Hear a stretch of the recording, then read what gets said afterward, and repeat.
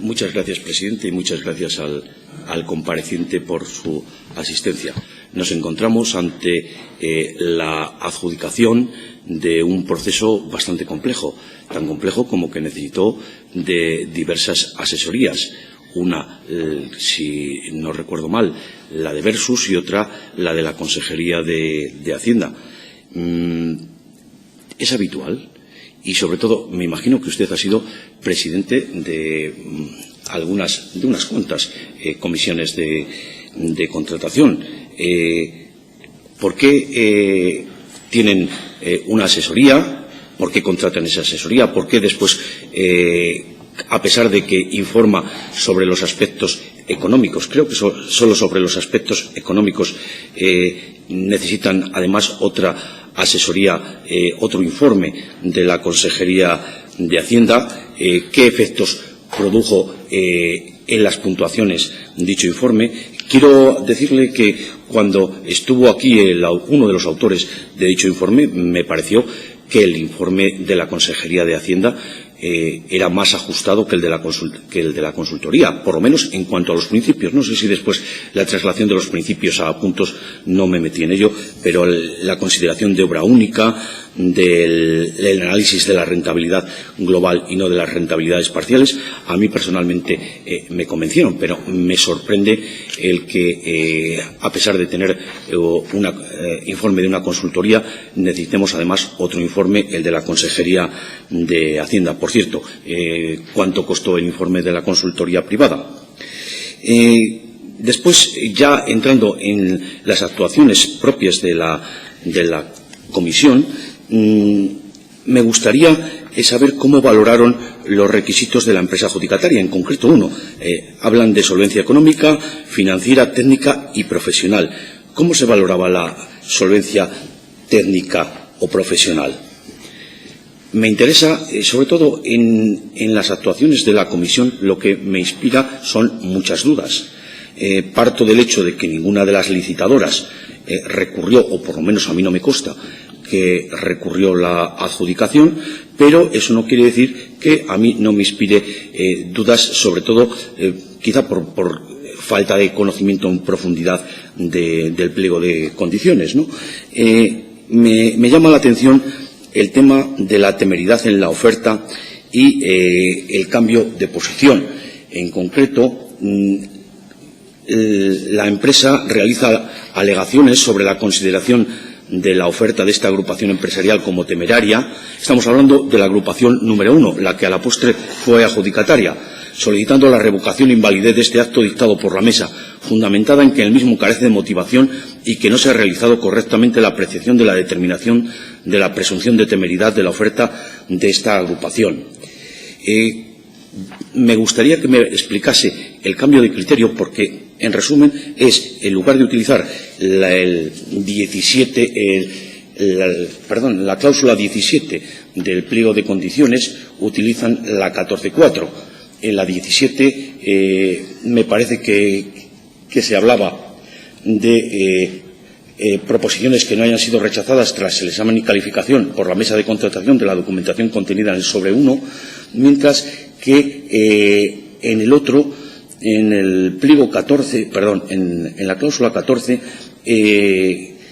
dice, y es la explicación que da la mesa, la consideración de la temeridad debe realizarse con carácter previo a entrar en la valoración de los criterios de adjudicación sobre la totalidad de las ofertas presentadas.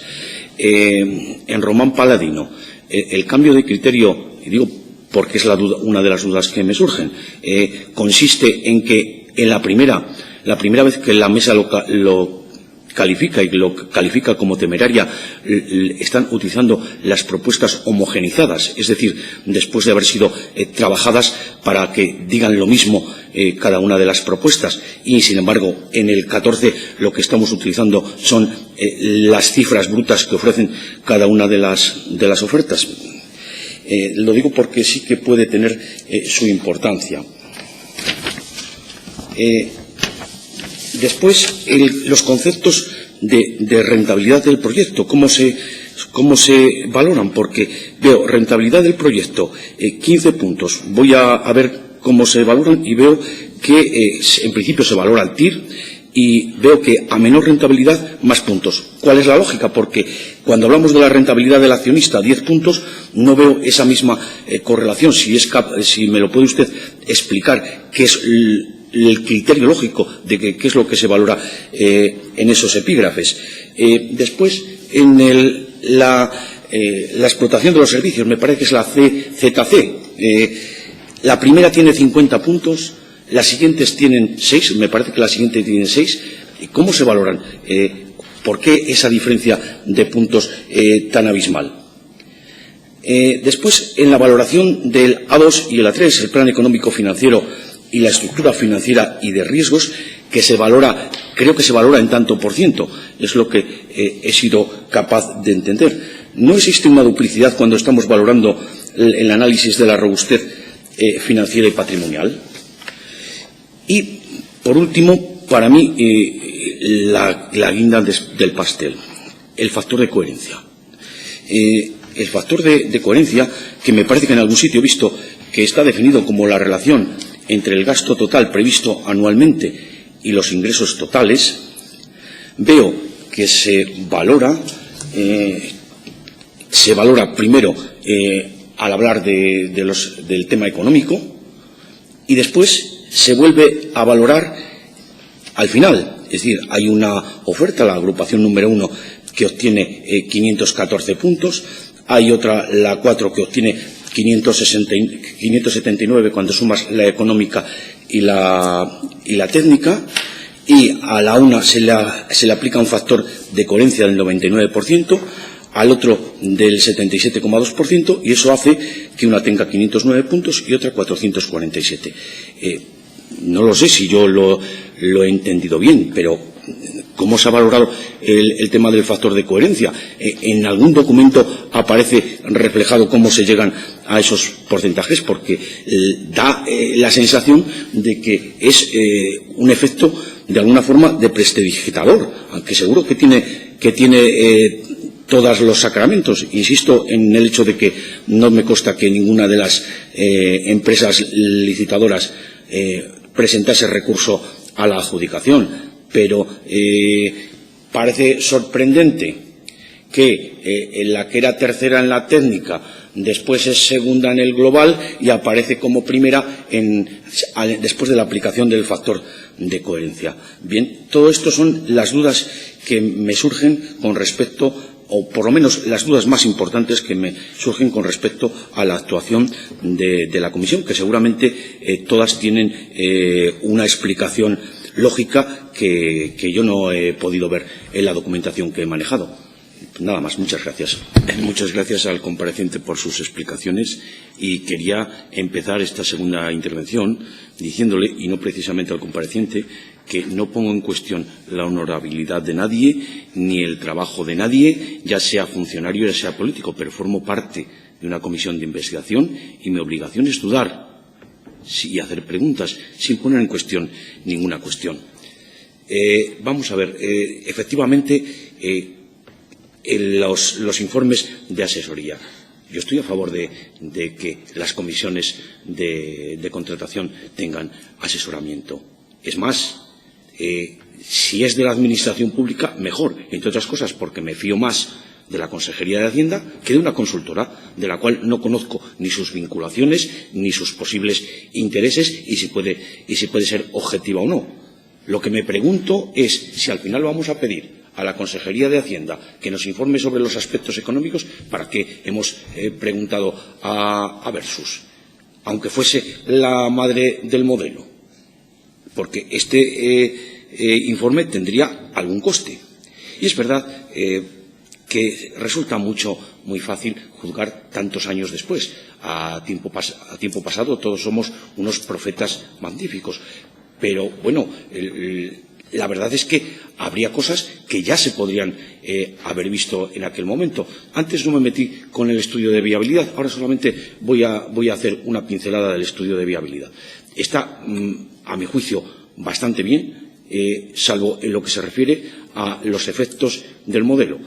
Tiene problemas o errores con respecto a la población, pero me parece que son errores que tienen que ver más con las predicciones que hacía el INE en el momento en el que se hace el estudio de viabilidad que con con los autores de dicho estudio. Sin embargo, por ejemplo, y digo que para entonces ya había suficientes modelos de este tipo, hay algo que el estudio no prevé, es cómo va a funcionar económicamente durante los siguientes años. Y solamente le voy a decir un ejemplo que además se está cumpliendo y se va a cumplir en los próximos años. Y que tiene que ver con una de las preguntas que le he hecho que no me ha contestado. Y voy a intentar ser rápido porque me estoy comiendo el tiempo. Vamos a ver. No se ha previsto los efectos de la reposición del equipamiento. Es decir, todos estos señores eran muy expertos en construir hospitales. Son constructores.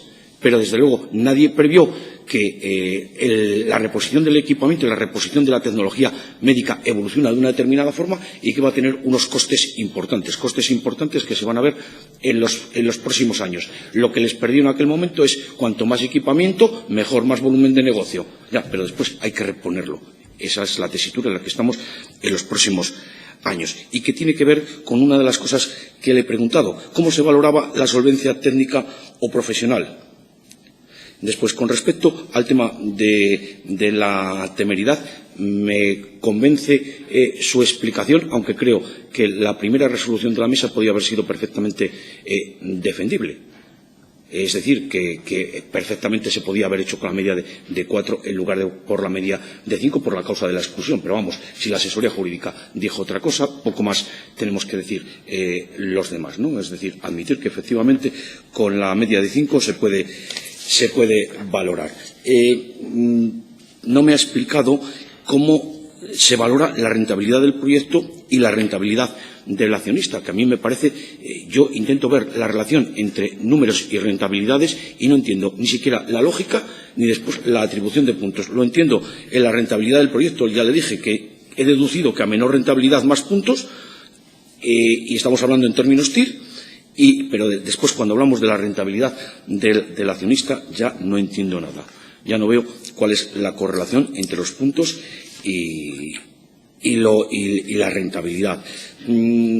Que, por cierto, lo que no nos ha dicho, seguramente, no sé si harían la simulación, es qué efectos produjo el informe de Hacienda. Es decir, si eso produjo algún tipo, sí que produjo alteración en puntos, si eso fueron sustanciales o no. Tampoco me ha contado, en cuanto a la valoración de la explotación de los servicios, cuál es la diferencia de puntuación entre los 50 puntos que se adjudican a una y los 7 de la siguiente o los 6 de la siguiente, porque hay esa desproporción.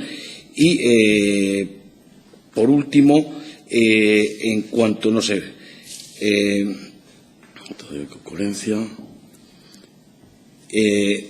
bueno, el tema del factor de coherencia. Bien, yo no dudo de nada. La única cuestión es que no sé cómo se calcula. Y no lo sé si es el porcentaje de los puntos de la económica sobre la técnica. Ya le digo que en el acta 8, en la página 7, encuentro que es la relación entre el gasto total previsto anualmente y los ingresos totales, pero me imagino que eso nos sirve cuando lo valoramos al final. Entonces, lo que me parece es un poco misterioso. La lógica me parece interesante, es decir, que haya coherencia entre lo que se dice económicamente y lo que se dice técnicamente. Pero ¿y eso cómo se mide? Es que lo que intento es excluir, acabo, presidente, excluir en todo lo posible la arbitrariedad. Es decir, que dentro de lo posible todo esté determinado por criterios objetivos y medibles. Nada ya más. sé Gracias. cuánto costó el estudio, que llevaba preguntándolo desde que empezó las comparecencias. Con lo cual, todavía digo más, de verdad, ¿eran necesarios gastarse 30.000 euros cuando al final tenemos que recurrir a Hacienda para que nos haga el informe? Bueno, en segundo lugar, por la explicación del factor de coherencia, la verdad es que, como casi todo en este modelo, se las trae, Es decir, y lo que tengo dudas es de qué filosofía encarna el que utilicemos esa fórmula y no otra, aunque quizá ese no es objeto de la comparecencia, porque en todo caso ustedes se limitaron a utilizar una determinada fórmula. Lo que pasa es que todo tiene una apariencia que, bueno, pues que da queda que pensar. Y solamente me queda, porque estamos hablando de que la diferencia entre el primero y el segundo, incluso con los factores corregidos, es de 62 puntos. Es decir, no estamos hablando de una cuantía importante. Y quedan todavía muchos pequeños flecos que explicar. Le decía yo antes, ¿por qué en la valoración de la gestión de los servicios externos unos tienen 50 y otros 7? Tenemos ahí un montón de puntos de diferencia. Sigo sin entender la lógica por qué en la rentabilidad del accionista se utiliza, y no me refería, utilicé el TIR porque es el elemento que utilizan para determinar la rentabilidad, pero ¿por qué? ¿Qué lógica es que en la rentabilidad del proyecto a menor rentabilidad se le den más puntos, pero sin embargo a la rentabilidad del accionista ya no le veo ninguna lógica? El que tiene más puntos como el que tiene menos puntos obtienen la misma puntuación, y no sé por qué unos obtienen 10 y otros 5. O sea, mire, la verdad es que con todo respeto me siguen quedando muchas dudas. Que seguramente, acabo, presidente, que seguramente todo está validado por el hecho de que ninguno del resto de los licitadores recurrió, pero lo cierto es que quedan las dudas suficientes como para pensar que, bueno, que la adjudicación sería todo lo legal, lo legítima, pero que genera dudas. Muchas gracias.